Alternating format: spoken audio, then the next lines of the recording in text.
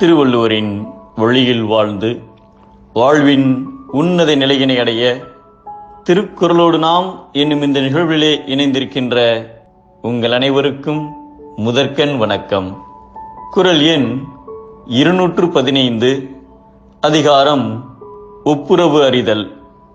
சுவாமி விவேகானந்தர் அமெரிக்காவில் சொற்பொழிவாற்றிய சமயம் சிகாகோ மாநகரத்தில் உலக புகழ்பெற்ற பணக்காரர் ராக்ஃபெல்லரின் நண்பருடைய வீட்டில் தங்கியிருந்தார்.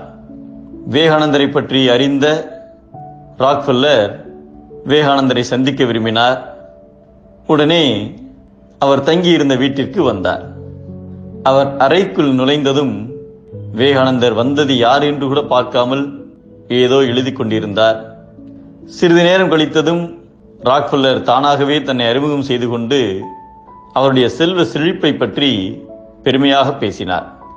இறுதியில் விவேகானந்தர் அவரிடம், உங்களிடம் இருக்கும் பணம் உண்மையில் உங்களுடையது இல்லை, உலகிற்கு நன்மை செய்வதற்காக இறைவன் ஒரு வாய்ப்பை உங்களுக்கு கொடுத்திருக்கிறார். எனவே உங்களிடம் இருக்கும் பணத்தை உலக நன்மைக்காக செலவு செய்யுங்கள் என்று கூறினார். நான் என்ன செய்ய வேண்டும் என்பதை இன்னொருவர் எனக்கு சொல்வதா என்று நினைத்த ராக்ஃபெல்லர் எதுவும் சொல்லாமல் வேகமாக அந்த அறையை விட்டு வெளியேறினார். இருந்தாலும் விவேகானந்தரின் வார்த்தை ராக்ஃபெல்லரின் மனதை துளைத்து கொண்டே இருந்தது.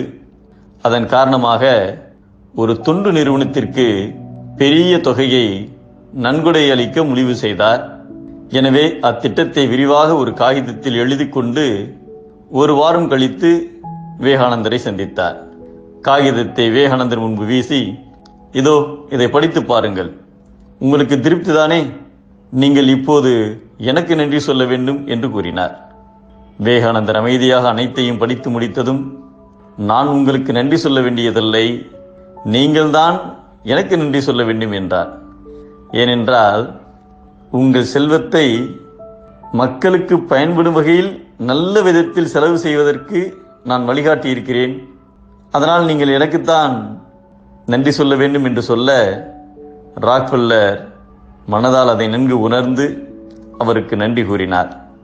உலகத்தார் நன்றி என கூறுவதை விரும்பி செய்கின்ற அறிவாளியின் செல்வம் ஊருக்கு நடுவே உள்ள நீர் நிறைந்த குளம் போன்று பலருக்கும் பயன்படும் என்பதை ஊருணி நீர் நிறைந்தற்றே உலகவாம் பேரறிவாளன் திரு என்கிறார் நம் தெய்வப்புலவர் திருவள்ளுவர்.